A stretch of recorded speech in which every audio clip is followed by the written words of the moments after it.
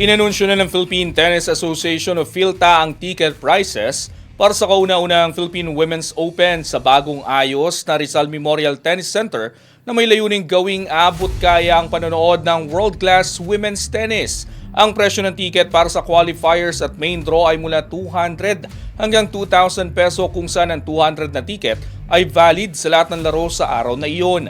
Ayon sa PHILTA, nais itong maging bukas sa karaniwang Pilipino lalo't may tulong ang Philippine Sports Commission sa gastusin.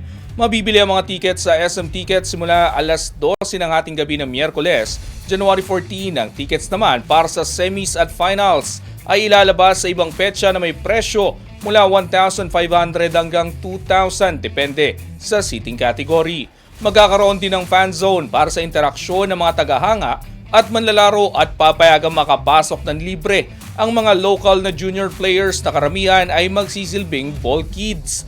Tampok sa torneo ang 32-player singles main draw, kabilang ang 12 kasalukuyang Australian Open main draw players. Gayunman hindi patiyak ang paglahok ni Filipina tennis queen Alex Ayala dahil sa kanyang schedule. Ayon naman sa opisyal, mayroon naman mga nakahandang alternative players sakaling may umatras na manlalaro sa listahan.